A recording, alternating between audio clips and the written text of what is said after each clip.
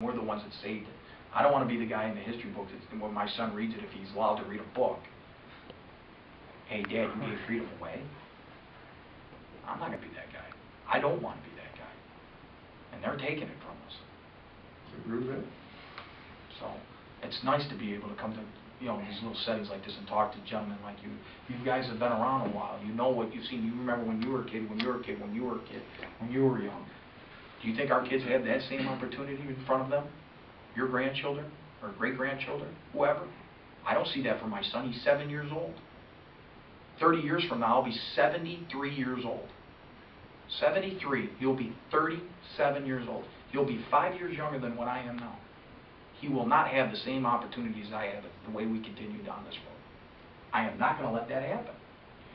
Do you know anybody that's running that you feel like you would be compatible with so that you can get sort of a... And a governor's level or any level? No, just in land. Yes, we're building a coalition of people that want to run on the system that me and Bob put in place on the banking system. That's just one part of the system. There's bookends.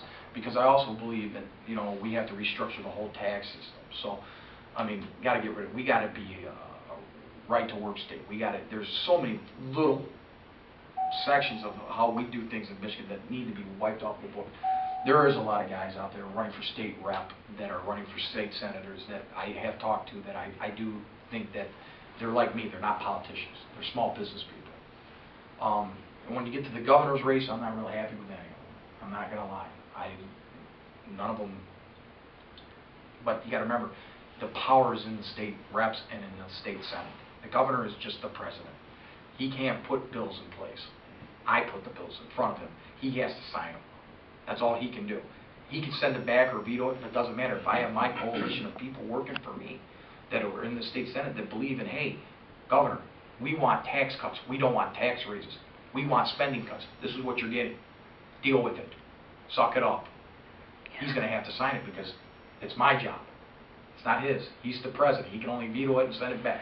He can veto it all day long, but he's going to get the same bill. Because I'm not going to allow it. Because the first thing I'm going to do when I get there in the state senate is run for state majority leader like Mike Bishop was. And I guarantee you, I'm not going to be the guy. I'm not going to be afraid. This is the only reason I've known Mike for 20 years. I grew up with Mike. The only thing that made me mad about him is when he had a chance to tell Jennifer Granholm no on the small business tax, he could have shut the government down. He'd be running for governor right now and people would be appreciative. Instead, he let it go through.